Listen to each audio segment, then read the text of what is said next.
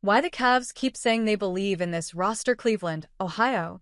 The latest Wine and Gold Talk podcast delivered the cold, hard truth about the Cavs' bench struggles. There's probably no quick fix coming. In a revealing segment discussing potential trade options, Cleveland.com columnist Jimmy Watkins laid out the harsh reality facing the Cavaliers' front office.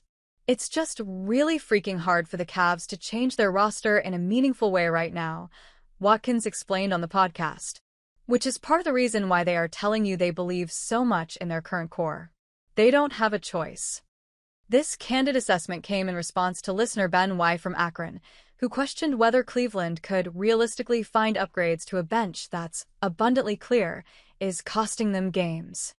The podcast hosts explored potential trade candidates like Russell Westbrook and Daron Sharp, but ultimately the conversation revealed the severe constraints limiting the front office's options.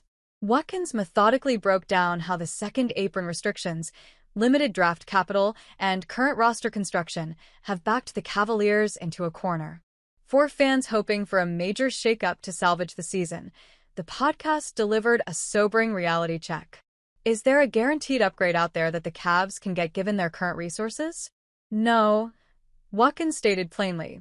What makes this podcast segment particularly valuable is how it translates complex NBA salary cap mechanics into accessible analysis.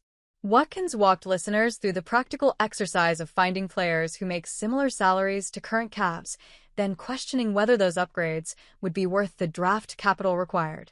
Host Ethan Sands raised Russell Westbrook as a potential addition who could provide leadership, but Watkins immediately pushed back with the podcast's trademark unfiltered analysis. To me, the last thing any weird locker room vibesy type thing needs is Russell Westbrook in it, Watkins countered. Because as much as he is liked by players, he is a difficult guy to play with, and he disrupts the ecosystem of any offense that he plays in. The conversation extended to the organization's public stance on their current roster, with Watkins offering a fascinating perspective on why the Cavaliers continue to express confidence in the existing group despite obvious struggles. I would change that to they are incentivized to believe that, Watkins explained, suggesting the team understand their flaws better than they publicly project, but acknowledging them would hurt trade leverage or team morale. For Cavs fans, this podcast segment provides crucial context for understanding the front office's limited maneuverability at this point in the season. While summer changes seem increasingly likely, the second apron restrictions make meaningful in-season upgrades extraordinarily difficult.